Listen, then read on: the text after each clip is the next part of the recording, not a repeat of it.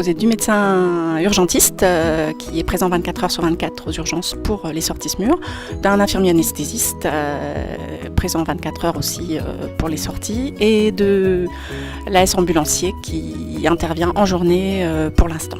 Sur l'établissement ici, ce sont des infirmiers anesthésistes qui sortent en SMUR. Ce n'est pas le cas dans tous les établissements. Je pense que ça a un intérêt particulier pour les patients puisque nous sommes bien formés en anesthésie et en réanimation, donc c'est un plus.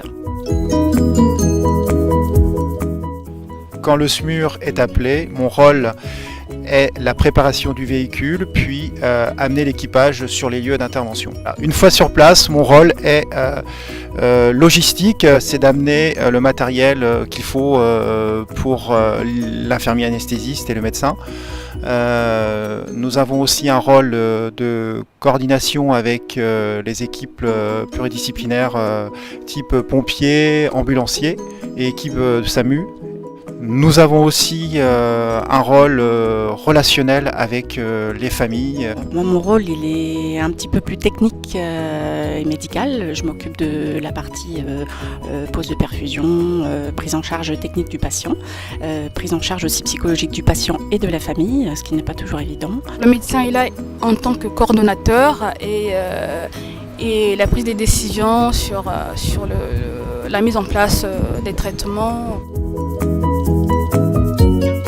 Alors les missions de SMUR sont régulières par le 15 et donc nous on est disponible 24 heures sur 24 pour intervenir dans tout genre de situations, que ce soit les arrêts cardio-respiratoires, les patients qui sont en détresse respiratoire ou des malaises, des accidents sur la voie publique.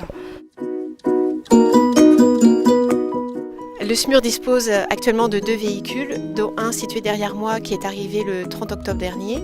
Toute l'équipe du SMUR a travaillé sur l'aménagement intérieur et a travaillé sur le cahier des charges pour définir les besoins afin d'aménager le véhicule.